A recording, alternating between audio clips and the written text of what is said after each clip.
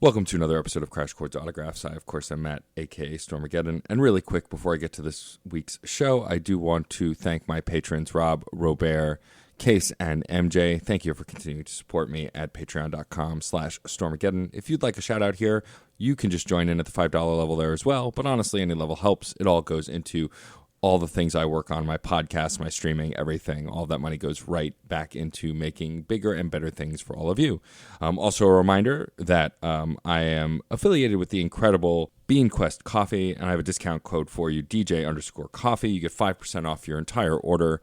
I'm so happy to be partnered with them. They are gamers who love making quality coffee, and you don't have to like gaming to like their coffee. So definitely go check that out. But now on to this week's guest, which is the incredible Mark Vigeant. I met Mark at his monthly show at Caveat called Internet Explorers. I went for the YouTube show, which Mike Rognetta, former guest of this podcast, was a part of, and we became fast friends, and I got to learn all about all of the different things he does, from writing to live comedy to improv. He has his own YouTube channel. He's kind of a jack of all trades when it comes to all things comedy, and a really fascinating person. So I was really excited to have him on the show to talk to you about all things comedy, internet, and more. Here is me and the incredible Mark Vigeant.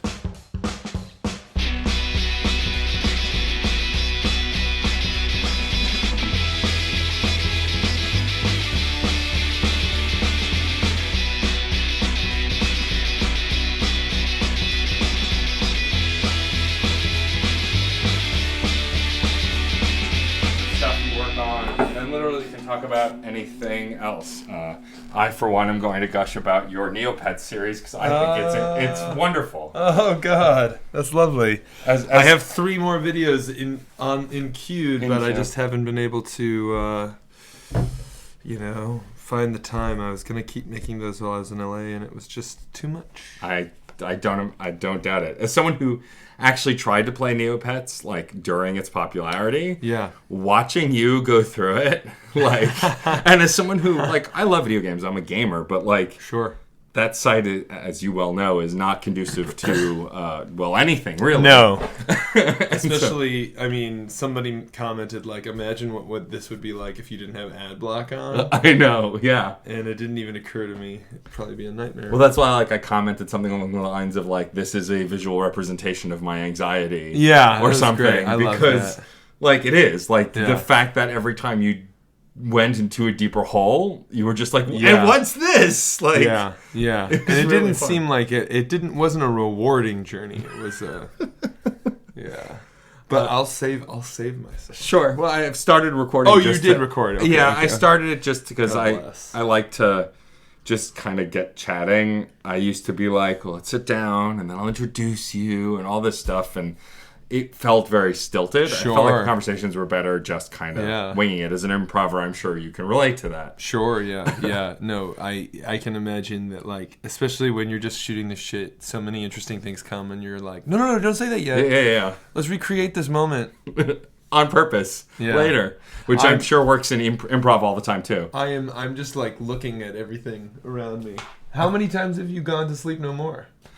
Those are all my spouses. I've still never been. She's been, I think, 7 times or something, or 4 times maybe. That's amazing. Yeah. She loved it. I always wanted to go, but she went before we met many, many times. And I see. It also is not a particularly cheap show to see. So no, we went once and I hated it. Really? I really had a negative experience. Interesting. Yeah. I'm surprised. Most people rave about it. I know. That was why I was so upset. I was so disappointed. Sure. That makes sense too. Especially when something's super hyped and you go to see it and then it can't live up to what. Mm-hmm. My problem is that nobody else was actually playing the rules. Everyone had their phones out. They were holding hands and you're supposed to experience it on your own and ask all these questions and stuff. And I felt like people had been oh, it's amazing. You could pick up a thing and then that opens a door. And so I just kept touching everything, and I accidentally went backstage at a moment and found a prop And I was like, no, this sucks. I don't like that I am able to do this. That makes, I mean, that's legit. I feel like if you can break an experience, then you're not going to enjoy it much. Right. And people were talking. You're not supposed to talk. Oh, yeah. That drives me crazy. Yeah. Theater and movies, like any of that stuff, like I'm kind of a purist when it comes to that stuff. Like, I'm going to a movie to make fun of a movie, and like there's like an agreement amongst the entire audience to make fun of the movie. Yeah. That's a different story. Yeah. But like if I go to a movie that, even if it's not particularly good and people are like talking the whole time, I'm like, can you like shut up so I can do the thing? Do that. But I really appreciate you taking the time. Yeah, I really dug your show when I saw it. So I'm speaking with Mark Vigeant. Yes. Did I get the last name correct? You absolutely did. This is the first time. I did my research. That's great. I remembered it by going, oh, it's like Regent, but Vigeant. Yes, that's helpful. Yeah. But like, okay, so my voice is a little hoarse right now because I was at my college improv group's 35th reunion. Wow, that's awesome. Which is, it's awesome or like sad, depending on who I'm talking to. Somebody today I was on the phone with was like, that's so sad. I was like, okay, kind of fuck you, but also like you're right. But we don't have enough social cachet. You can't just like walk. It's not like your best friend said that. Yeah, no. If it was, my best friend, I'd be like, yeah, I guess. But it wasn't said. It was a blast. Yeah. But anyway, a handful of the older alumni were like, we have been pronouncing it Vigeant forever. And I was like, please continue. I have no problem with that. It sounds way more sophisticated that way. It's absolutely the way it's supposed to be pronounced. It's just, we moved here and somebody decided it's Vigeant. Yeah. Well, that's like, so my last name is Storm. It was shortened from Strumlauf at Ellis Island, which I'm glad because I would have never been able to spell it. But like, I still get people who screw up Storm. Like they'll say Strum or something else. Wow, and it's really? Like, Storm is like a gimme. So like on the phone now, and like whenever I meet someone for the first time, if they have to like look me up somewhere, I go Storm, like the weather, because I feel like you can't possibly screw it up. Yeah, that's strange. I mean, I would say Storm like the X-Man, but not everyone's going to get that. Yeah. So I first met you. Yes. Because you did your series Internet Explorers on YouTube, which had a panel, and one of the panelists was Mike Rugnetta, who I'm friends with and who I've had on this podcast. Yes. And I was blown away by it. Like I had such a good time. It was such good fun, which was super exciting. Do you want to tell the listeners a little bit about what Internet Explorers is and kind of how you came to create the show? Sure, yeah. So Internet Explorers is my monthly comedy show in the Lower East Side of New York City at this place called Caveat, which fucks. Yeah. So, Caveat, it's intelligent nightlife. Yeah. Had you been there before? So I hadn't, but I had a friend who ran a burlesque show there for ages, and so like I knew of the place, but that was the first time I'd been there. Their programming is super cool, and so Internet Explorers is so these days I use comedy to explore and demystify technology. Right, it's like kind of the way I'm framing my career at this moment. And so Internet Explorers is my monthly adventure into a corner of the World Wide Web with guest comedians and experts. So at the show you came to, it was all about YouTube. Yep.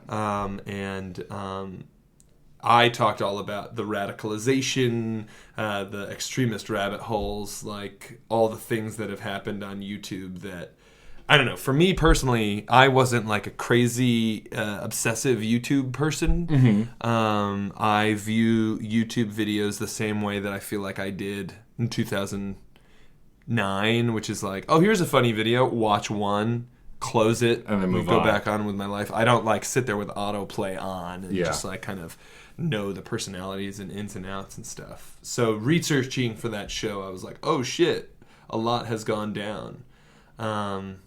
And so, it was nice to like bring that to an audience in a fun way. Mike Rugnetta was on it. Carlos Maza was on it. He was in the middle of his controversy with Steven Crowder. Yeah, which like it's funny. I had heard it must have been Reply All. Reply All had a story with him like the week before my show. And so I had heard that, and like when I saw the name, like the only name I recognized was Mike's because I'd worked with Mike before. I'm a fan of Idea Channel, which was on YouTube. Idea Channel fucks. It was just such a great show. Yeah. And like it's funny too because when I first interviewed, like we've become fairly good friends, but like when I first interviewed him, I felt like I knew him because I'd watched all those videos and it's so very much himself. Yeah. But like, so Carlos Maza, I had heard the name and like, oh, that sounds familiar. Right. And then once you got him on stage and started just kind of interviewing him, I was like, oh, I know who this guy is. Yeah. I'm like, it was a really it's a fascinating structure because like, so I'm a comedy nerd. I grew up listening to all sorts of different kinds of comedy and watching all sorts of different kinds of comedy and sketch and like, SNL and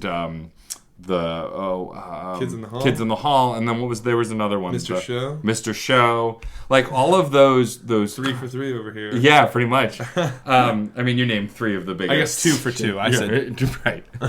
But like I like when comedy has a purpose also. It's, I guess, going back to Idea Channel, why I liked it so much is like sometimes Mike was funny, it had memes, but it also had a purpose. It was like teaching you something. Yeah, so you asked how I got there, and that's kind of exactly it. Like, I was a main stage performer at UCB for over 5 years. Awesome. Before that, I was like, even in high school and college, I was like a super improv guy. I was like, I'm going to be a comedian, and improv is the ticket. I'm going to get on Herald Night at UCB, and then I'm going to be indoctrinated into the halls of comedy greatness, because that's just kind that's how it goes. That is, right. Yeah. Like, in the early 2010s and late 2000s, like, UCB was everything. It seemed right to like there was this path that you saw, which was like, oh, I go to UCB, I take classes, I like start an indie team, and I get on a Herald team, and then I get on a weekend team, and then I'm famous like Neil Casey, who is now actually famous, but for many years he was not famous. Yeah. And there are many weekend performers who aren't famous. And so I was performing sketch comedy at UCB for a long time. I had several different shows there. I had several different groups there. And I had a solo show called Let's Make a Website. Right. That was in 2017. And it was the best thing I'd ever made. Truly, up until that point. So I had a monthly sketch comedy show there called OSFUG, the Fast Fucking Sketch Show. And everything we did was 2 pages or less, very lo-fi. And my dream at the time was to have my own sketch comedy show. I wanted my version of the state, where like we don't get paid a lot and not enough people watch it, but then all of us break off and do our own thing. Sure. And then we come back together for Wet Hot American Summer 10 years later. And then like nobody watches that for a few years, and then all of a sudden we're all kind of famous and we do a reunion. That was reunion one, yeah. I like kind of scripted that in my head. And then I grew disillusioned with my with the sketch comedy world, because we tried to sell a pilot, and everybody told us like, we're not buying sketch comedy right now, and if we are, it has a very specific point of view. Right. And so like our point of view, quote unquote, was just that we were fast, but like translating that to video, where video is already super fast because of the internet. Yeah. It didn't work. So I was in a particular low point in my career where I was seeing a lot of my friends kind of keep pushing forward and do cool stuff. And I was like, I want to do cool stuff. So I made this one-man show where I built a website on stage based on audience suggestions, because my whole hypothesis was like, I had tried out this character where I would like do stuff on my computer and project it, and audiences would be like, oh my god, it's like magic. And I was like, well, it's super easy to me. I went to engineering school, and like I was a software developer for a few years. And so that solo show was really awesome, and like it's how I got my agent. It's how like I toured the country with it. I performed it at the Kennedy Center. Oh, cool. Yeah, it kind of was like the beginning of the rest of my career kind of moment. Right. I was like, oh shit, like I'm on stage alone and people are laughing really hard and it feels good. And so that at UCB, you get like an 8-month run, and or I guess it depends on the stage. I don't know what it is now. Right. I don't really perform there anymore, but at the time, it was like you get 8 months, you get 2 shows a month, and so I had my big finale show, and then I was like, there's still more. I want to keep doing this. So Caveat had just opened, just as UCB Chelsea closed, like the Great Citizens Brigade Theater had this really awesome theater in Chelsea. I remember the Chelsea space, yeah. It was the best. It was my favorite place to perform, and for some mysterious reason, UCB closed that location and opened a new location in a environment that I wasn't the biggest fan of. Not saying it's a bad space. I'm trying to be diplomatic here. Right, sure. No, I hear you. Not trying to yuck the yum of people who still like performing there. Totally. But I liked that intimate basement, kind of more black box feeling, and I lived in the Lower East Side at the time, and so Caveat was like a 3-minute walk. Oh, wow. Yeah, it was fucking awesome. That is great. Like, I want to do, a show where I just make new, like, internet bits all the time. And Caveat was like, okay, cool, but we also like it when there's, like, an educational element. Like, it can't just be you goofing around. Right. So that's how Internet Explorers was born. That's awesome. And what was the first one you did on? There was no theme. Oh, really? Yeah, in the beginning, it was just demystifying the internet. Well, it was just me fucking around. Oh, it was cool. just me fucking around. The whole theme was like a note that the theater owners gave me. They're like, what if you like had a special theme every show, and that changed everything? Oh, wow. That's awesome. Yeah, it was awesome. Like, the first show that had a theme was about shit posting. And I just like, it just changed the game for me because I was like, oh, now all of a sudden, I don't know. I feel like as a creative, you balk at the idea of limitations, but then as soon as you put a limitation on it, it just makes you so much more creative. Yeah. And so, like, for that show, I made a shitposting Facebook group called Memeval Memes, where it's just memes about medieval times, the restaurant, and dinner theater. It's amazing. It's great. And then, like, my brother's friends, just like all kind of, they're all like internet, something awful kind of people. Yeah. Who all just like, it's not a big group, but there was a lot of activity in it for a while. That's awesome. Really cool. Yeah. Yeah, I totally get that, though, because, like, so this show started as just interviewing musicians, and then it got broader just because I was meeting people outside of the music scene. Right. But, like, when I have 3 other podcasts, one of them is a video game podcast that originally was just going to be kind of about storytelling games. Yeah. But then a friend of mine who mutually was obsessed with this game series, Mass Effect, as I was, which is like really intimate game series. You make a lot of different choices that affect the later games in the series. She's like, why don't we do a playthrough of the game, making honest choices, and talk about it? And like, I've been doing that podcast probably the least amount of time of any of my shows, and it has easily the biggest audience because it's a specific series that hasn't had a new game in, I don't know, 8 years. And so people are looking for content and they go hunting it down. Right. And I think what's really cool about Internet Explorers for me, like as an audience member who had never been to one of your shows before, came because someone I knew was in it, it was so approachable because you're approaching these things from the place of, whether you are or not, as an inexperienced person on the internet. Like, I know nothing about YouTube, so how do I approach YouTube? And also, you let your audience vote on when the show is coming up, how you engage with it. Yeah. Which I think is really brilliant. Oh, yeah. So that, like, especially, I want to just also point out, like, it wasn't until this year, forever, for the first half of Internet Explorer's lifespan, it was just another comedy show. Right. Like, I just had, stand-ups and character performers that I liked.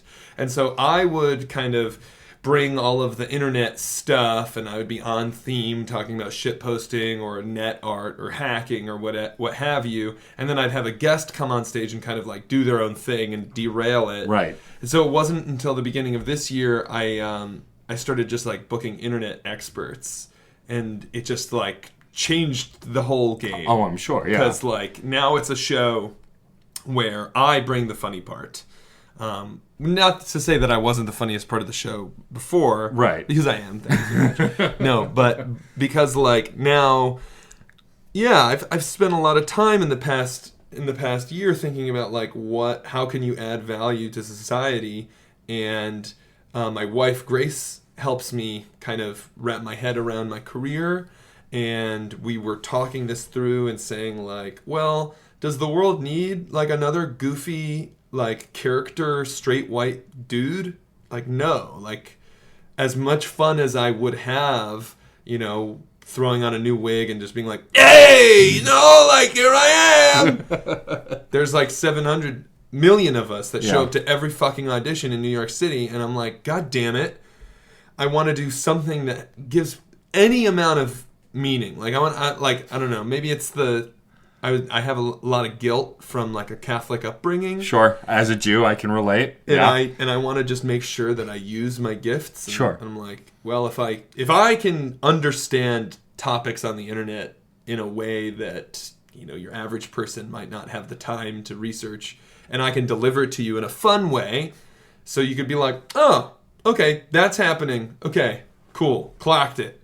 Now I can go on with my normal life, and they can have fun and stuff. Like, that's good. And yeah, I do encourage the audience to vote on what I'm doing next. And I like the phrasing of some of it. Like, so for YouTube, it was live extremely on YouTube. Like, be a creator and also consume on YouTube. That's right. And what's funny is, like, you're talking about how you watch YouTube when you're directed to it, but you don't go out of your way. I, over the last 5 years or so, have become a YouTube watcher. Like, I follow channels. Mostly because, like, a lot of the video essayists are really intelligent and make some really great stuff. Like, but also at heart, like, I'm a music and gamer nerd. So, like, people talking about that stuff is interesting to me. And there's more of that on YouTube than there is on network TV per se. Yeah. But what's really interesting about the show that I went to live is, like, that you acknowledge also that some of the bits are bits from other things, and you tried them on YouTube. Like, my favorite that still shows up in your story sometimes is Loud Mark. Oh, yeah. Because it's, like, for me, comedy can be at its lowest, like, just dumbest, like, most ridiculous, simplest premise. Yeah. And it gets me. Yeah, and, like, sure. Loud Mark is just, it's regular guy says thing, and then Loud Mark really, like, the audio is just I just really jack up the audio as loud as possible. Where did the idea for something like that come from? Is it just like... Oh, I mean, in my... like, I feel like since moving to New York to pursue comedy, I've lived and died 1,000 lives. Sure, you know of course, because I mean? you have so many different things that you've worked on. Yeah, and so there was... When I moved here, my mindset was very much like, okay, I've never really done sketch comedy before, and the only way to get better is to fail hard and fail fast in a huge way. So there was a period of time there where my first sketch group in New York is called Kingmaker, and so we were writing and performing a new stage sketch once a week and releasing a video once a week. And we knew that they were going to be not as good as we wanted them to be, and that was okay. And so, like, with that kind of deadline and that kind of output, I just had an idea. Like, and also when I first moved here, I was like trying to think of like, what are ways that we could like, what are ways that we're thinking that no other, like, how is nobody else approaching sketch comedy? Like, nobody's thinking about the audio level. Like, that literally was my thought. Like, I was sitting there, I was like, no one thinks about like audio comedy. And that was the first. That was like, just like as an example, like, what if there was a sketch that ended with me just being like, hi, and like, and then we made it, and it was like our most successful thing that we made. Sure.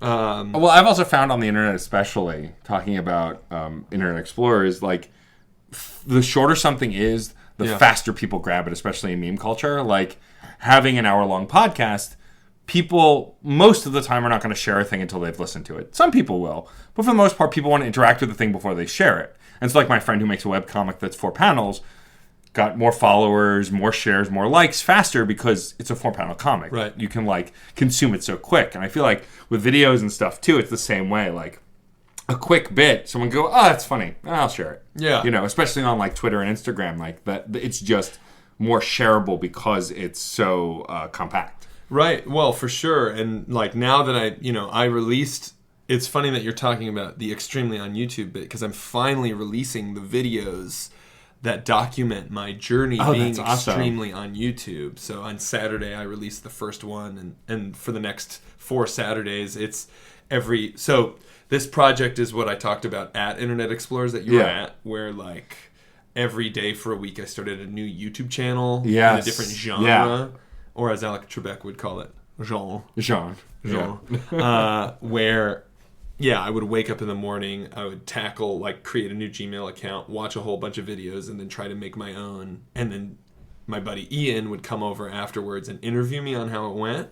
And so I'm really excited about that. But those videos are all like 15 minutes long. Sure. It's nobody in my live comedy world like shares 15-minute videos. No, of course not. No one's gonna be like, yeah, watch my friend's video that he made in his living room. Like, and that's why it's been such an interesting adjustment to try to like be an internet and live performer. I've been trying to. Yeah, I don't know where the line is for that. It's weird too. So like, besides doing the podcast, I'm a DJ and I'm a burlesque MC, and so like. Nice. I try when I can to plug my stuff at my shows, right? If it's relevant. Like, we did a video game themed burlesque show back in March, and so of course I plugged my video game podcast. Sure. But like, and maybe I got 1 or 2 listeners that were vocal, at least on social media, about having found it that way. But I'm always not sure how to share that stuff in a live setting. On the other hand, like, I did a panel with one of my video game podcasts at a gaming convention.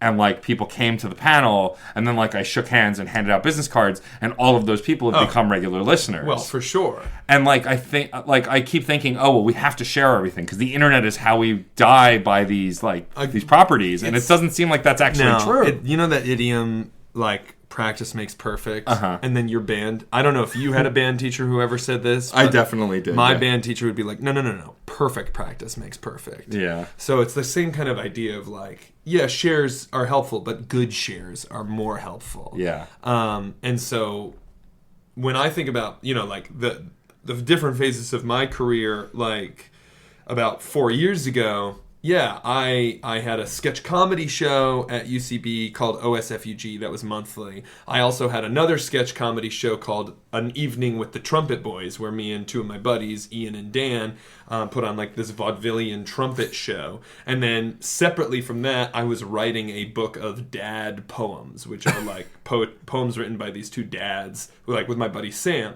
And so like this was all this disparate, like funny, weird, like related in that they're all kind of like goofy, but my shift more recently because of that very problem has been like, no, I do one thing. Yeah. I want, when you think like who's a comedian who knows a lot about the internet, I want people to like list my name. Yeah. Because there aren't that many of us. Yeah, totally. And also with modern technology, I feel like you have to have I hate this word, brand. Personal brand. Yeah. It's just, it's so fucking pretentious, but it's really true. Like, I've found more success having multiple podcasts and streaming and all the other stuff that I do by branding it under Stormageddon, which is my DJ name, and just sharing everything under one roof. Right. And then, like, all those other sites exist for the individual projects, but, like, creating this kind of nerdy brand that I'm just a nerdy guy who obsessively thinks about and talks about these different things makes it, I think, more approachable than going, hey, I do this thing, and then I do this thing, and I do that thing. Yeah, I mean, I think the whole idea of like your personal brand is like an unfortunate, like the conversation around personal branding. Sorry, I burped. It's okay. Is like a whole like I burp a lot. It's all good. I talk. I apprate that you're bringing it up, though. No, so now I'm definitely not going to edit out the pause. No, you got to. I got to leave it because it's got to all connect, and that's okay. I have no shame around burping. That's also part of my personal brand. I agree. No. Burping and farting, personally, I think are both perfectly acceptable. They are. But what I think, like, it is an unfortunate conversation around it because of like Instagram and social media is like pushing us to every person is a company, every one of us is a burnt out gig economy in itself. But there is value in a non-gross way in being able to be described. Right. Or being able to be known. Like, your brand is just who you are and what you do. But like, if you're trying really hard to like break into an industry, it really helps if you are, focused. Right. I guess is what I'm trying to say. If you have like a thing that you're working towards. Well, let's talk a little bit about your roots in comedy. Yeah. Growing up, did you have favorite comedians, favorite sketch comics that like you really looked to when you were first starting to look into comedy? Yeah. So I'm the 5th of 5 children. Oh, wow. Yeah. And my dad is a big, he was a comedy nerd, I believe. I don't think he would ever admit to that, but like the thing that he would share with my brother Ben and I, because he shared different things with different ones of us because of age gaps. Right. But he would share all these old comedies and things with us. So I grew up listening to Stan Freberg, Sure. who was a radio performer. We watched Rocky and Bullwinkle and George of the Jungle, and Ernie Kovacs was like my first favorite sketch comedy show. I don't know if you've ever watched any of Ernie Kovacs' shit. I'm familiar with it, but I don't think I've watched an excessive amount. It's absurdist sketch comedy that was on TV in the 50s. Oh, it's wow. like fucking insane. That's cool. We watched like all the Zucker brother movies. We watched all the Mel Brooks movies. Of course. And like concurrently, I was watching, like Nicktoons, and then because I was the youngest, I watched The Simpsons starting when I was 7 because like I didn't, my parents kind of like. At that point, they're like, oh, I guess you can watch it. Yeah, It's fine. exactly. Once you have a TV in your bedroom, your parents have no idea what you're watching. Oh, well, I didn't have a TV in my bedroom, but the rules, it was kind of hands off. Yeah, fuck it. So I loved, I don't know, Leslie Nielsen maybe was my first favorite comedian. I remember. It's funny because like I remember talking to my dad about it. Like he wasn't always a comedic actor. No. He was a dramatic actor for a long time, and it wasn't until I was of age to watch his movies, like the Naked Gun era, that he became a comedian. And I never knew that. Like it wasn't until I was much older that I realized that he started on a different path. Well, everyone in Airplane wasn't a comedian, right? Like that's what makes Airplane so good. Is that he's the straight man the whole time? Yeah.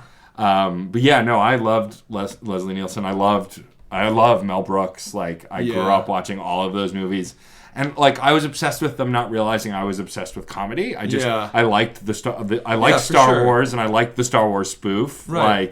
Like, I liked Dracula. I liked the Dracula spoof, and whatever else.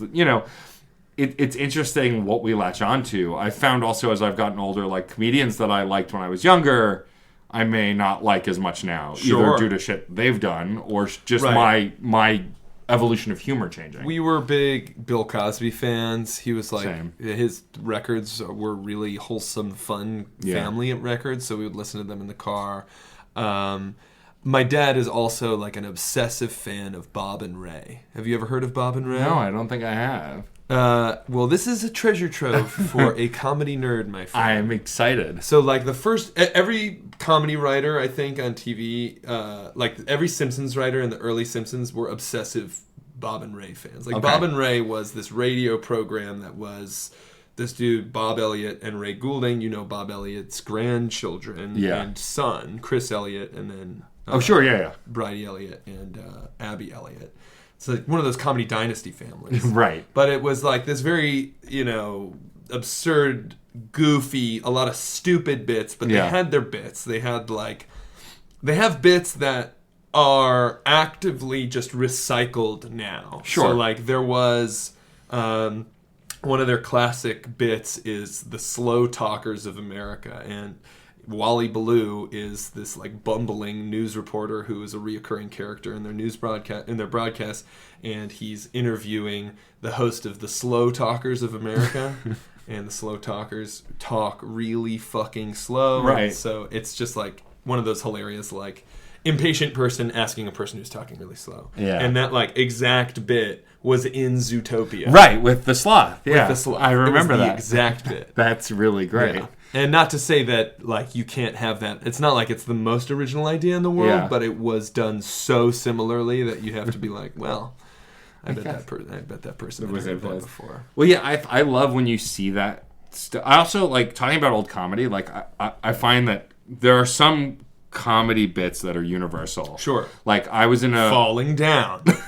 I mean, physical comedy is funny because it's relatable. Right. But like I was in an audio engineering course in college, which sounds really pretentious when I say it out loud.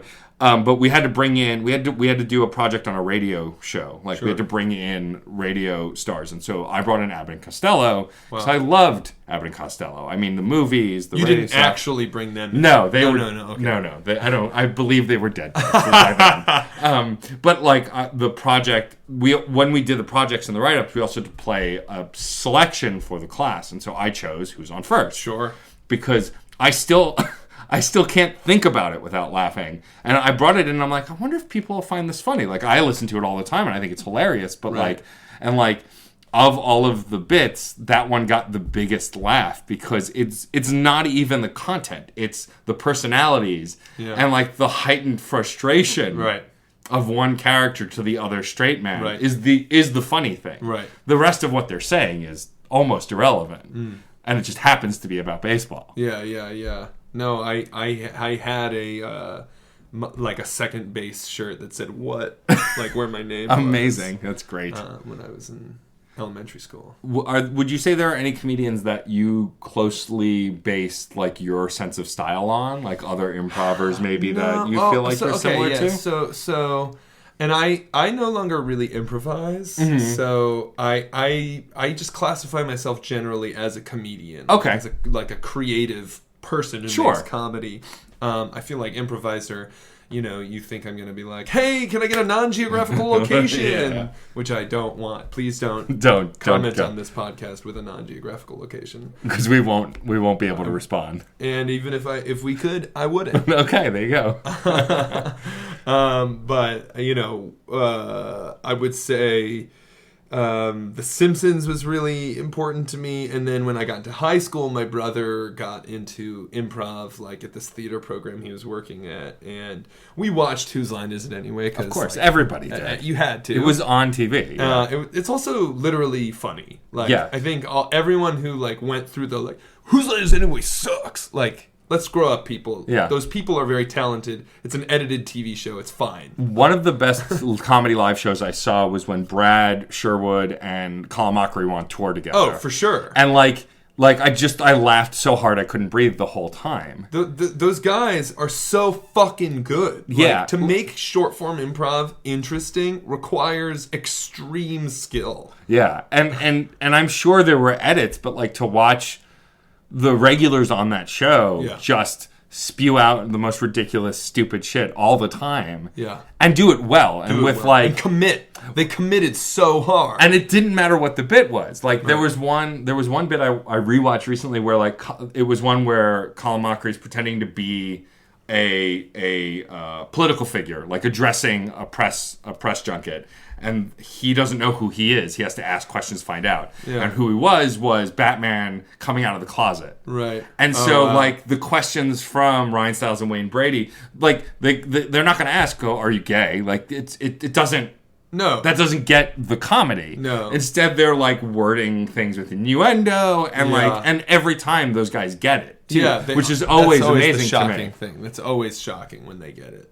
I was a big fan of that show. And then my brother got into UCB, and I went to my first Ass Cat, which, for listeners who don't know, is the Sunday night, like the A-listers at UCB show. And so the first show I saw was Brian Husky's last show in New York City. Mm-hmm. So it was Jason Mantzoukas and Brian Husky kind of like warming up the crowd, and then Amy Poehler came out, and Seth Meyers came out, and the monologist that night was Dan Bacadal, who was a correspondent on The Daily Show, and then like the regulars who were no names at the time were Zach Woods, Bobby Moynihan, Chris Gethard. So it was just like this kind of over the top, like powerhouse. And so when I saw that, like, my mind exploded, because that's kind of what, you know, growing up in the early 2000s, like in high school, like I made movies for all my projects. I made little videos with my friends. Yeah. And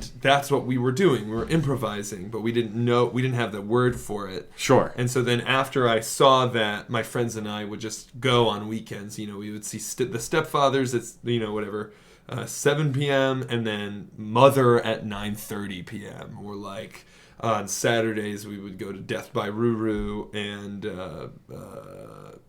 we would go to Death by Ruru. We would rarely see Reuben Williams. Sorry, Reuben Williams fans in the audience. If you comment, I will not respond. That's fine. I won't either. But like my favorite improvisers, when I first like got involved, like at first it was John Daly. Sure, he was really fucking amazing, and I was like, oh my god, like he's so like funny and amazing. But then Zach Woods is like the most brilliant improviser you've ever seen in your life, and he could just pull something out of nothing, and you're like, oh my god, he's unbelievable. But then Neil Casey was my favorite improviser for a while. So yeah, finding UCB was like, that was the moment. I feel like you ask, there's going to be a whole generation of performers where like they can tell you about the first time they went to UCB and who their first crushes at UCB were. And, Totally, yeah. That was kind of mine. And I mean, like, obviously I went through Mike Myers phase in, middle school. How could you not? How could I not? Like, how could I not go through my Will Ferrell phase? Steve Martin was like my big stand-up fandom. Yes, because he was like more of a character guy. Yeah. He was one of those, he's one of those comedians that like, I go back now and I watch, and I can't believe some of his stuff like I hadn't seen or like I hadn't watched, and like so I've been obsessively watching Comedians in Cars Getting Coffee, okay. Which is Jerry Seinfeld's interview show. It's longer than like couch interviews, but shorter than a podcast, and so it's been interesting to me mostly for his guests. When he had Steve Martin on, like, and they're talking, even though he doesn't want to really do stand-up or comedy anymore, he's still so funny. Yeah. And this was before he did the show he did recently, the Netflix special with Martin Short, where he's still incredibly funny. And all the time you're just going, why aren't you performing? Did you read his biography where he was like... Born Standing Up. Yeah. Yeah. He was just like, one day I just walked off because I didn't like it anymore. And I get that. Like, of course, if you're burned out on something, even if other people love you for doing it, how can you keep doing it, right? Because at the end of the day, you're doing this stuff because you like doing it as well as people enjoying it. Yeah. Yeah, absolutely. And I think that a lot of what our society does, because we all need to make money, and none of us in creative fields are paid equitably until we're paid way too much. Right. Like... We are forced in, or at least led to think we are forced into doing like the same kinds of things that's what people want, right? Whatever. So other than my UCB crushes, then like Tim and Eric were my first like real like, oh, I want to make shit like this. This is amazing. Yeah, when I first watched Tim and Eric, I was one of those people who was like, what am I watching? And it wasn't until I went back to it and saw just the absurdity of it. And I think it took getting to understand other absurd comedy or like strange sketch shows. I think also when you're younger, like things that are absurd or don't make sense that aren't like poop jokes are hard to grasp. You're just like, what? I don't understand what's funny about this. Right. The first time I saw Tim and Eric's Awesome Show, I was mad. Like I remember it was Salome, the episode... The first season episodes don't really have coherent themes, but it was just insanity to me, and I was like, I don't understand this, but I kept watching it over and over again. And I was like, oh shit, yeah, this is good. This is like exactly what I want to do. So that was my comedy influence in college, and you could watch the videos I made in college are all so weird. And are they available on the internet? Yeah, some of them are. I'm not gonna like make it easy for you to find them, but you could probably Google them. Yeah, you can find them. Noted. So with Internet Explorers continuing to grow, and now that you have these themes that you're doing, do you have any lofty goals for it? Like things that you want to take on that maybe you can't quite yet, but like you're looking into like that next step or that thing you want to take on? I mean, like our first goal has been like sell the show out, and we've kind of hit that. We've been packing the house fairly regularly, and now we're moving to a weekend slot, so that's going to be really easy. Yeah. Just because it's easier. Like, I was originally a Wednesday night show, which is hard when it's like getting out at 11:30 p.m. Right. But now it's going to be, in 2020, it's going to be on Saturday night. Oh, cool. Which is going to be fucking awesome. That is great. And yeah, I mean, I'm using the show simultaneously to,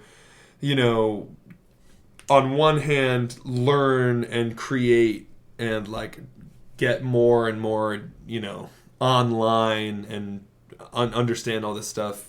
On another hand, I want to continue networking. Like I've been having such incredible guests on. Yeah. Like Taylor Lorenz, who's a journalist for the New York Times, who's really super dope, has been on the show, and she's come back for other shows. Carlos Micrognetta. Yeah. Like, there's so many fucking awesome people. Jen Schiffer. She rules. She was so great. Yeah. Yeah. I've had like... Oh, sorry. No, go ahead. I just like want to continue meeting internet people. And yeah, eventually I do want to turn this into a TV show. Like the idea at the end of this is like, I don't know exactly what it looks like because this is like a pet project or like a passion project of mine. Like this is like where I put a lot of my creative. The Internet Explorers was kind of simultaneously born out of I've been developing a TV show for 2 years. And so this is what I've been distracting myself with while I have slowly been chipping away. And as we were off the record talking earlier, I was just in LA trying to sell it and still am waiting to hear back. So I don't want to go into the details of what that show is. Of course. It's dope. And I believe you. Could be really cool. But then like, at one point, if I don't get to make that show, or even if I do at some point, I do want to like either make this into like your John Oliver for the internet kind of thing. Or, sure. Do you find that now that you have focused themes and you have guests based on those themes, that it's easier to make connections and grow the show? Oh, for sure. I think at the YouTube show, I believe was the first time I saw someone on Twitter who I didn't know tweet at somebody else I didn't know, like, "Oh, you would be a perfect guest on Internet Explorers." Like talking. That's awesome. It was amazing. That's I was so like, cool. "Oh, fuck yeah, yeah." Somebody in the industry, like in internet journalism, is like treating Internet Explorers as kind of like a milestone of some kind. And is like, yo, you should do it. And then, of course, I booked that person because I was like, yeah. Absolutely. Why wouldn't you? Yeah. Well, yeah, I find, like, while I like doing all of the things that I work on, what I love about this show is you're always reaching a new audience, right? Yeah. Like, for the small example of, like, if I'm interviewing a series of burlesque performers or musicians, like those audiences will probably be about the same. Right. But the reality is even those audiences are focused, like if I'm interviewing a nerdcore rapper versus an indie rock or a pop performer, like all of those are very different. And you never know who you're going to connect with. Like I came up to you at the end of that show saying I wanted to do this. It was very sweet of you. I really appreciated that. But it was one of those things where I don't feel like all the time now I'm seeing people that I'm like, yeah, I want to talk to that guy or that girl or that they them. Like I don't feel like I always see people that are like, you should come on the show. A lot of it is like I'm very lucky to know a lot of really cool, talented people that I want to chat with and want other people to get to know.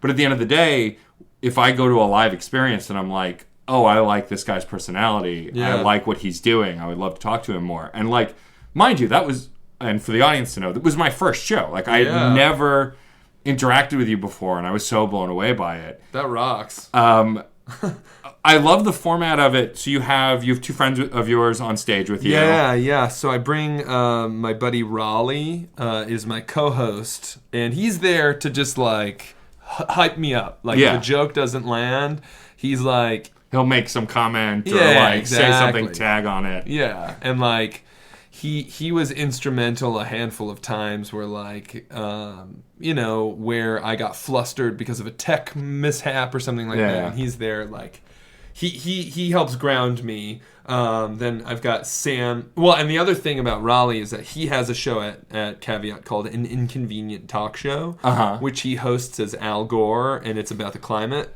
And I play his co-host on that show. Amazing. That's great. So we kind of do that for each other. Cool. And then Sam is one of my best friends.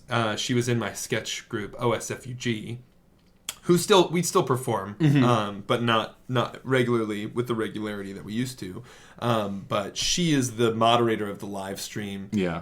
Because I've been broadcasting these shows on Twitch. Because why the fuck not? I mean, it's so easy to do, and why not get more eyeballs if you can? Exactly. Yeah. And truly, the stream is awesome, and I would I almost got affiliate in my first month because people would watch it and comment and all that stuff. Yeah, because there's a specific amount of benchmarks. For those who don't know, also as a Twitch streamer who is an affiliate, it's some simple benchmarks, but they want to make sure you're hitting a certain amount of hours, a certain amount of days broadcasted, and a certain amount of viewers or followers, and then you get affiliate. You can make a little bit of money from it or whatever. Right, and so at the beginning of 2019, my wife and I were kind of talking about the project that I was working, this TV show that I just pitched, right? It was taking so much of my time, and it was such a humongous commitment.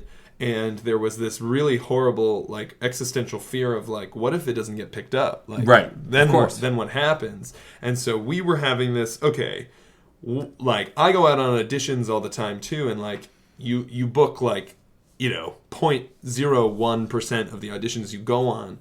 And so to take, control, take my career into my own hands, I was like, well, if I build an audience on Twitch and YouTube, I can slowly build those audiences. And, if we don't sell this show, then I could just, like, fully lean into that and potentially, like, start a Patreon. And, right. like, really lean into that digital, using platforms to make your money happen.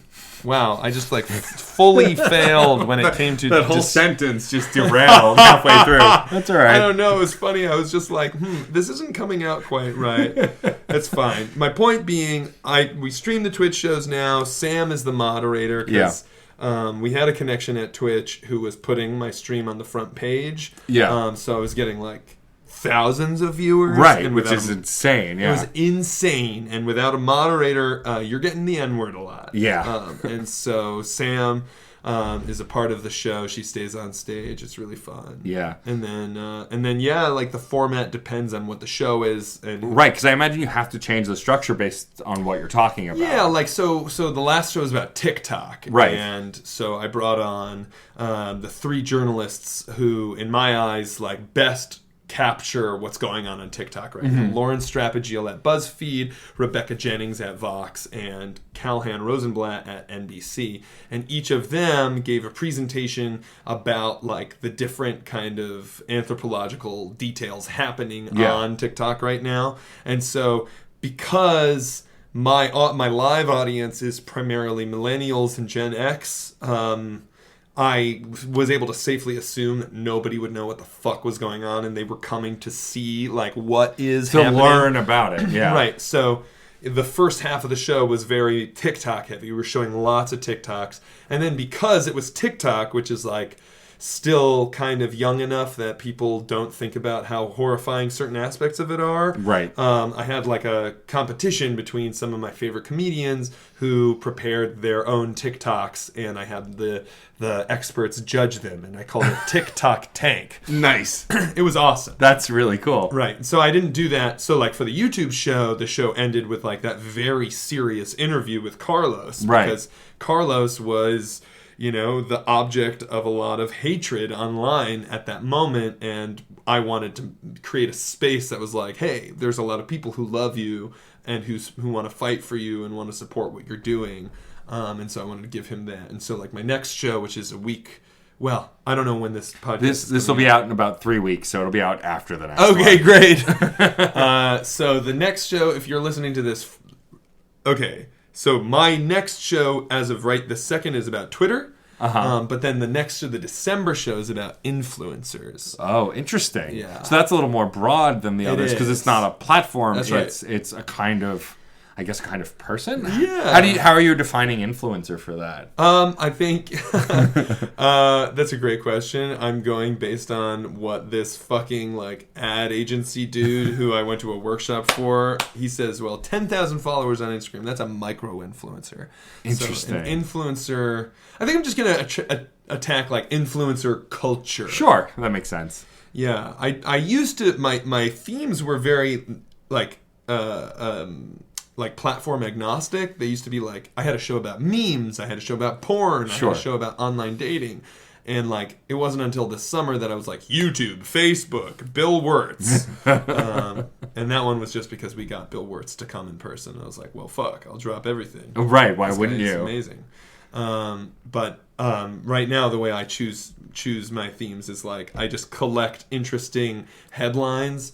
Because I think that it's important to be, like, slightly zeitgeisty. Of course. I mean, especially when you're doing a live show, it's different. Like, yeah. I like the podcast to be kind of evergreen, which is why I make it clear when the episodes are coming out as much as I can. So if you have something to promote, we can. So, like, if you know the date for the December show at the end, I'll have you plug that. Well, I'd rather people just generally... If you look up my name, there's That's a true. lot to find. That's true. Just go have some fun. Just go find have find some Mark. fun out there. I do want to go back a bit to talk about Wow, there's some crazy ruckus going on in our hallway. Crazy dog ruckus going on here. Yes, please, go back.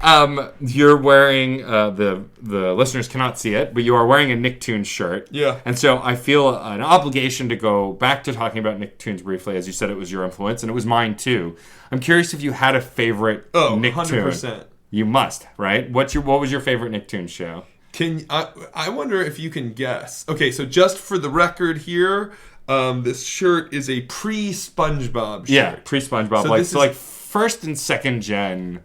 1997. I would venture to guess that this shirt was made in 1996 or 1997. I would want to guess based on what... so for me, my first love on Nicktoons was Ren and Stimpy. Sure. But the show I think I ended up loving the most, and I don't even know, I couldn't tell you why, is Angry Beavers. Oh, interesting. I loved all the others, but there was something about the odd couple kind of dynamic of Angry Beavers. It was so catchy and so odd for a Nicktoon that I really loved it. If I had to guess yours, though, would it be Rocko's Modern Life? It would be Rocko's Modern Life. There we go. Wow, see, that's... Have you watched the movie that came out? I haven't watched it yet. How was it? Disappointing. Oh, I'm sorry. Like all sucks. of them are. That's a bummer. I was a big Ren and Stimpy fan. Ren and Stimpy... I felt like I was getting away with something watching Ren and Stimpy as a kid. Yeah, for sure. Because it was just so perverse enough. fucked up. Yeah. And I feel like that's another show that's kind of tough to talk about because the creator of that show's a real freak. Yeah. A really bad person. But I obviously loved Rugrats too. Yeah, I feel like Tommy Pickles was my buddy John explained, it was really funny. It was like, there was Tommy Pickles, there was Woody, and there was Harry Potter. That was our generation's, our three male protagonists. Like the heroes. Those were the heroes of our, growing up story. But Rocco is what spoke to me the most because it still had a little bit of that perverse adult sense of humor that from Ren and Stimpy, but it wasn't so extreme. Right. And it was just so goofy. And, if you watch... I have... the full series of Ren and Stimpy on DVD, of course. Of course. And the sound effects per minute it's got to be in the double digits. Sure. It's insane how many it's just constantly noises happening. And what I also love is it's clear that Viacom just shared a and I don't know if Viacom owned Nickelodeon at the time, but I'm pretty sure they did. Like a sound effect bank? Yeah. It was one bank, the way that I know people who've freelanced at MTV and Comedy Central and shit. There's one service that they use for the stock music and stuff. So you'll hear the same sounds on Ren and Stimpy, Rocko's Modern Life, and SpongeBob. Yeah. Which I will say I have since gone back and watched the first few seasons of SpongeBob, and I really enjoy it. Yeah, I was one of those. This isn't my I did that a lot. Of course. There was this era in college where anything that was new that seemed slightly childish, I swore off, and I now spend my 30s regretting it. Sure. Like SpongeBob, which I've gone back and watched, and I do enjoy. There was a Zelda game that came out around my college years that was Wind Waker. Yes, and I still haven't played it. I wrote it off then. Because I was like, it's a cartoon. I want to play a real Zelda game. See, I wrote that game off because you have to be in a boat for fucking hours trying to water Deku plants, and you're like, where the fuck are the Deku plants? It takes so long to sail places. Fuck this. I heard that in the HD remake on the Wii U that no one bought, they streamlined some of that. That is what I also heard. No one had it. Well, if they continue on their pattern, I do have a Switch. Eventually, it'll get re-released on the Switch, like every other Wii U game. One can only hope. But I did that with a lot of shows, looking at it and just being like, it's not what I know, so I'm not going to consume it, and which was really dumb. Yeah. It was funny. I was talking to a friend recently about Hey Arnold, actually, and how of all of the Nicktoons, it was the most grounded and brilliantly written, family-oriented show. I've gone back and watched the episodes, and I'm like, this was a really deep, inspiring show. And I just, you don't make those connections as a kid. So was Doug. Doug was also really deep. And to be honest with you, like, I think all of my close friends are like, will always say, like, Hey Arnold was their number one. But I was never, I was there for the laughs. Same. I mean... Give me some Dexter's Lab over Hey Arnold. Oh. That's when I switched to Cartoon Network. So yeah, Cartoon Network also, and now we're just on a tangent about cartoons. But like... But I think, like, really great comedy is grounded in a lot of that stuff, especially considering... Look at how the cartoon landscape is now. Like, between comedy and drama, like things like She-Ra and Steven Universe and Gravity Falls and Rick and Morty, like, all of that... All of those are created by people who definitely grew up watching these cartoon shows, for sure, or influenced by them. But, like, I love... Like, I've gone back and watched Johnny Bravo, and I thought it was going to be problematic, but it's not. That's good. He always gets... Like, at the end, he always gets it in the end. He always gets it slapped or his butt kicked or, like... Like, nobody reinforces his behavior, not even his friends. You know what was problematic? Ed, and Eddie. Oh, that Jesus show. Christ! And I'm bummed because I remember really liking it. Right, I remember there was something about it that made me feel empty inside, like eating a bag full of sour Skittles on an empty stomach. That's how I would describe Ed, and Eddie. That's a good way to describe it. I love how we've just gone completely off on a comedy cartoon tangent, which I definitely appreciate, as my wheelhouse is. Breaking outside of the things you do. What kind of stuff do you do that's not comedy related, maybe to unplug or to decompress? Do you have any hobbies or things that you're interested in that aren't working 24/7 on the things you do? Which I know is a lot for a lot of us. I recently came face to face with the fact that I've been burnt out for as much as 2 years. Mm-hmm. I don't know. I screen tested for SNL 2 years ago. Okay. And that actually happened in a very intense way, in a story that I could save for another time. Okay. Or we could talk about now, but it's a long story. Okay. I will leave that up to you. I'm happy to have you back sometime to talk more about this stuff. But I came so close, it felt like, and I didn't get it, and I was okay with it because my understanding is that that's not the greatest work environment. Right. You come up with a million reasons why it's not. You're like, well, I'm fine without it. But the fact that I was so close in my mind, no matter how close or not I was, but like I screen tested, I was like, on stage. I've thought every day for the last 2 years, like, well, next opportunity is right around the corner. I'm about to be cast in the next Fox sitcom.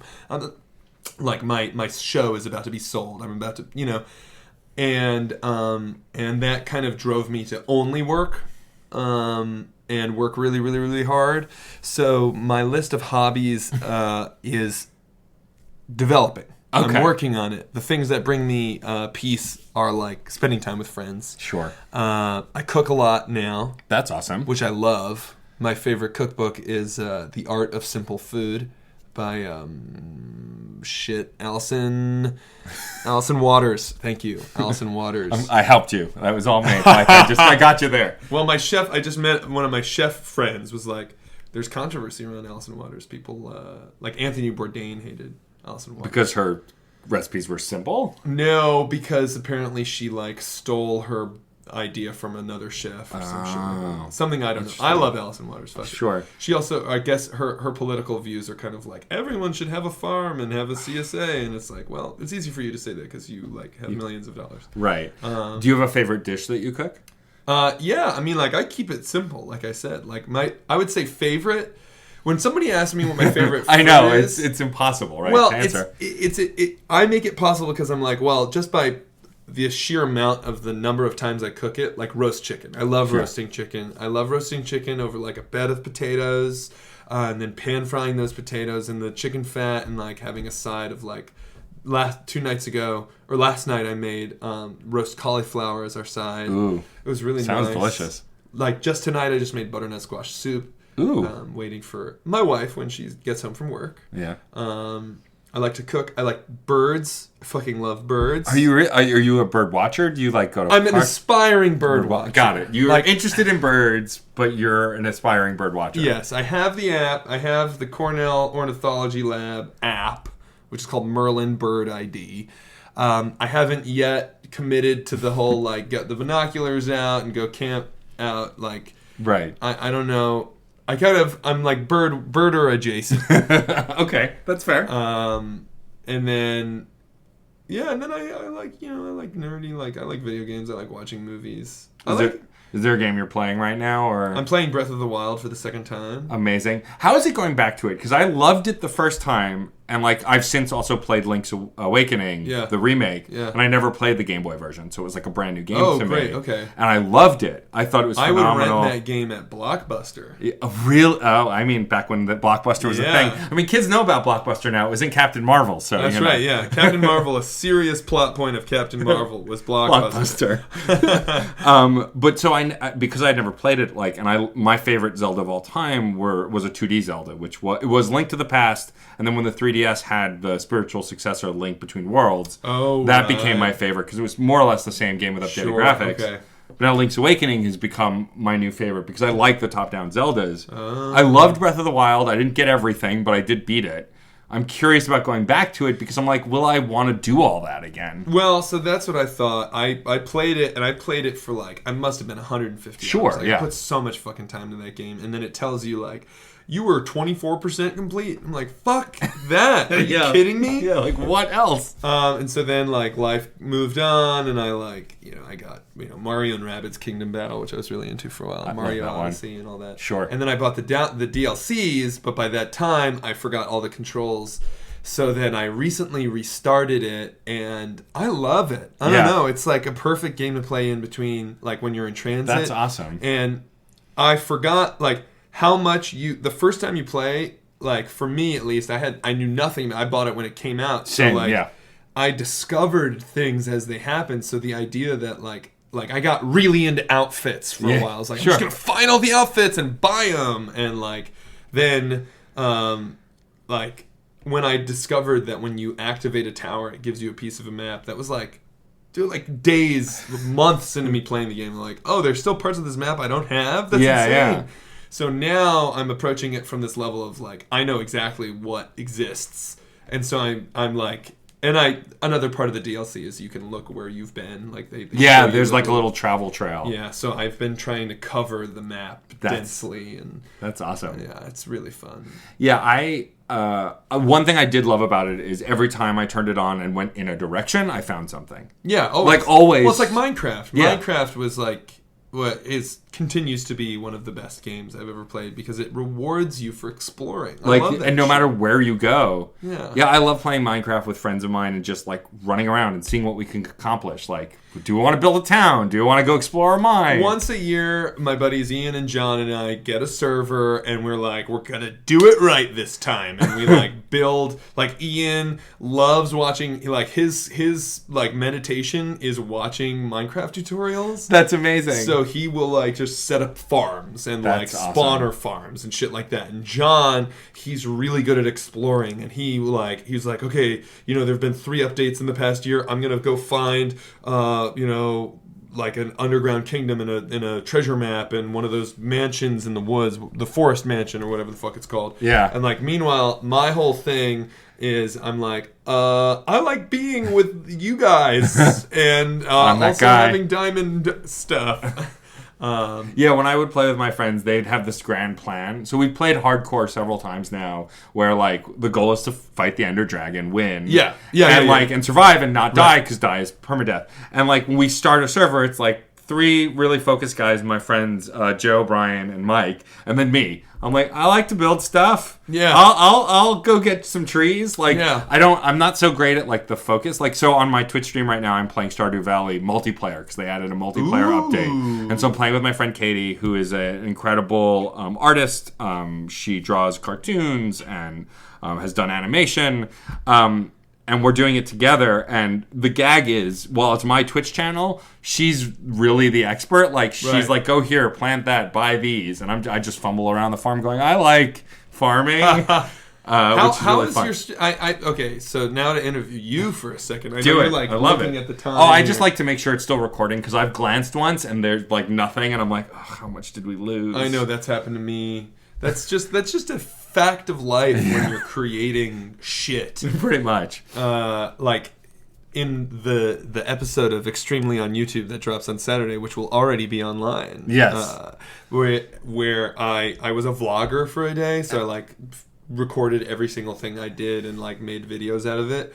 The first whole video I made, the microphone was turned off. And like I've done whole streams with my microphone off and been like, well, it's there. I can't delete it, really. How many people are watching you when you play Stardew Valley? So right now, it depends. So my friend Katie, who I play it with, she has a bigger following than me in a separate... Because, like I said, she's not really a streamer. She's just really into games, but she has friends through comedy and through other things. Her partner's a musician. So I'll get like 10 or 8 to 10 viewers who stay through the whole stream and watch. Wow. When I stream currently, I've kept a schedule of Sunday and Tuesday every week, except this past week because I did Extra Life, which is a charity where you play games for 24 hours to raise money for children's hospitals, which I've done every year for the last like 4 years or so. Right. But this past year, I streamed the full 24 hours as well. Wow. So and people came through most of the day, which was really fun. And I raised over $500, and my team raised over $800 for children's hospitals. But I was burned out, so I took a break. But for the most part, I'm playing Tuesdays and Sundays. The Stardew Valley stuff is inconsistent, but I'll get an average of 3 to 4 consistent watchers every time, and I just broke 100 followers on Twitch this congratulations. week. Thank you. And so but for me also, Twitch became more of a I have fun doing this thing. Yeah. Because I took a break from it for a while. I back when Twitch kind of first started, I made one and I tried, and I just wasn't really digging it. And then I was at a convention in January called MagFest, the Music and Gaming Festival, which is phenomenal. It's just I had a blast the whole time. Perfect festival for you. Yeah. And there was a streamer panel, but it wasn't with Ninja. It was with streamers who have a couple thousand followers, who are consistent, or maybe 5,000 followers. And after the panel, where they were all pretty frank the whole time, I was like, so I've been burned out on streaming. I've been wanting to do it again. What's the rule to stream? And this streamer named Cypher of Tears, her name is Tanya, she looked at me dead in the face and said, who gives a fuck? Just do whatever you want. If you feel too pressured to stream a certain game, sign on and just say you're chatting and see who turns up, and just chat with them about how you felt too anxious to stream tonight, so you wanted to chat for a bit. Do whatever you want. Nobody's going to care. People will tune in if they like watching you do whatever you're doing.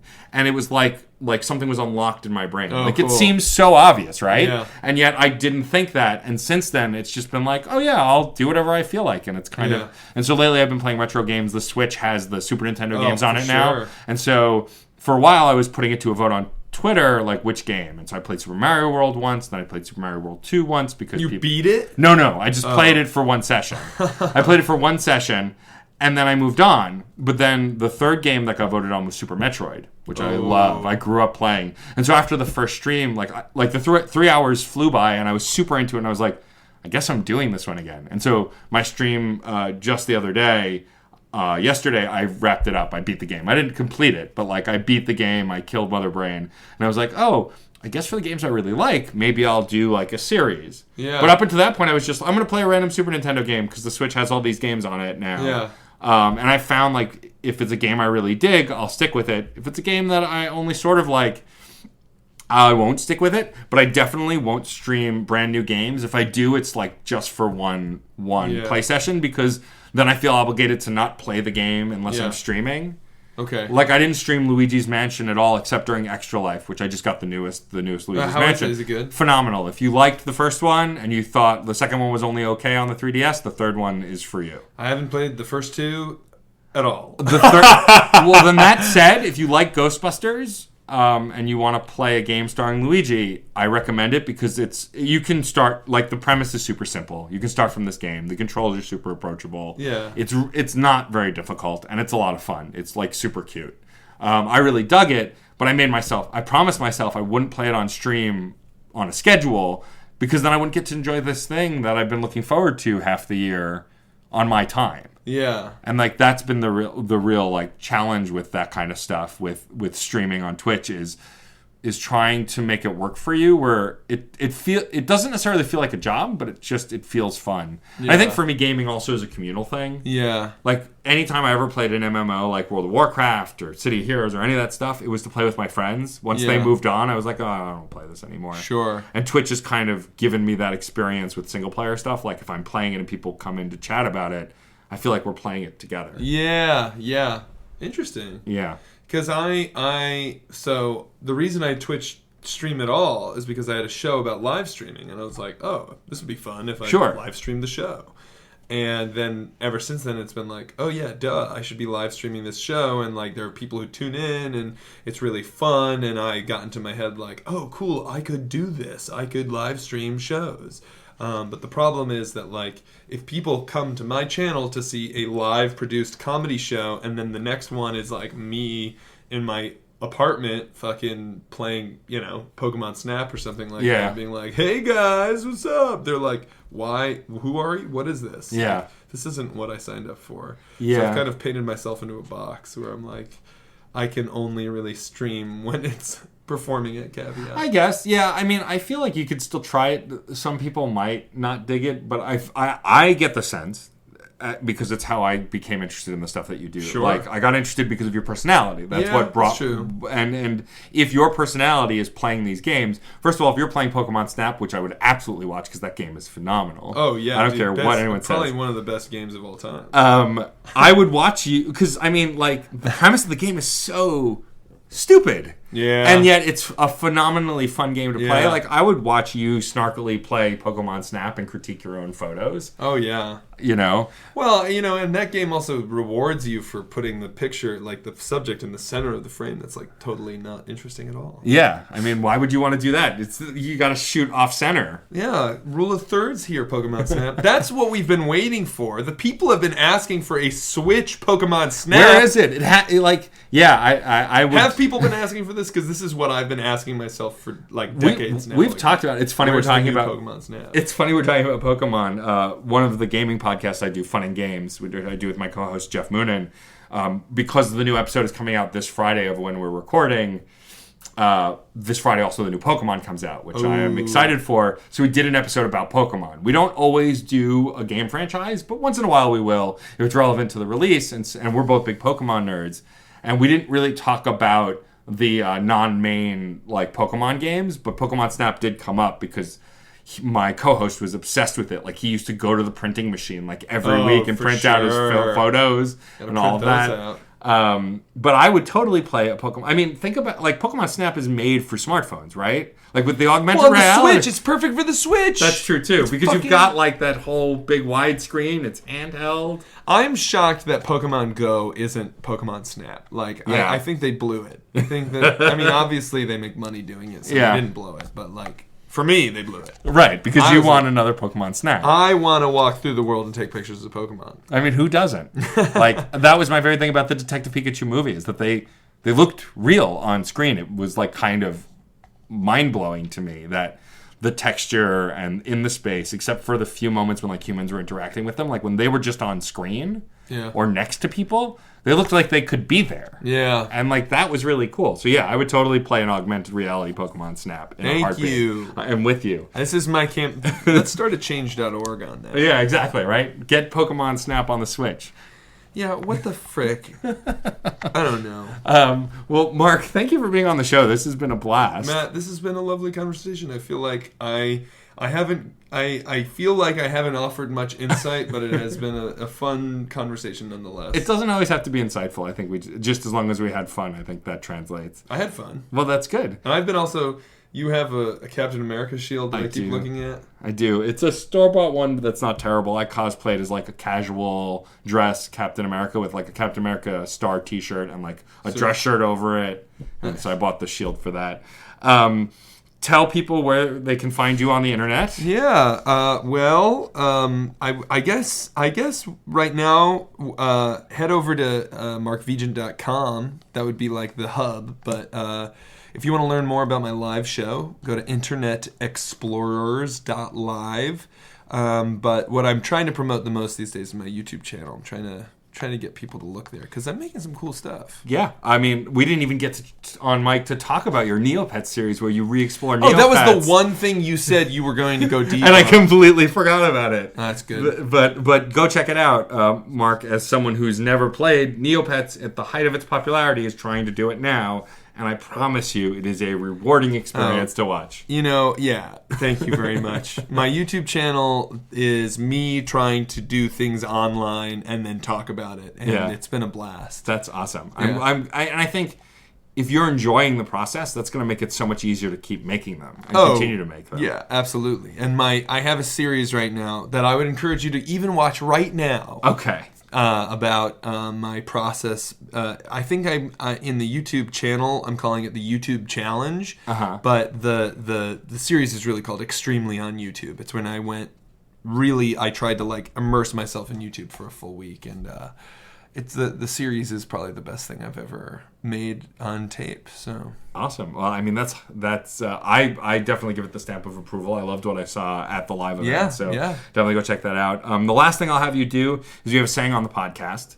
It's born out of a music show that I don't do anymore, but the saying is music is life and life is good. It's this idea that if you're making art with all the nonsense that's going on around us, life still isn't that bad as long as you're working on something you love. Yeah. So if you could sign off the show by saying music is life and life is good. Music is life and life is good. That's it for this episode of Crash Chords Autographs. Our theme music is by Michael Kill. Our logo was designed by Case Aiken and Joey Amons. If you liked the show, please rate and review us on iTunes and Facebook. You'll help us reach more listeners. Questions, comments, or guest recommendations? Email matt.storm@crashchords.com or hit us up on Twitter @CrashChordsWeb. Thanks for listening. Hi, this is Victor Devon, and I am the host of We Burlesque, the podcast. Every Monday, I talk to fabulous denizens of nightlife, including burlesque performers, both seasoned and new to the form, drag performers, performance artists, DJs, and artists who make up their respective scenes. You can find us on Spotify, Apple Podcasts, Stitcher, and more. Please visit WeBurlesque.com to check out episode recaps and see all the formats available. And remember that music is life. Life is good.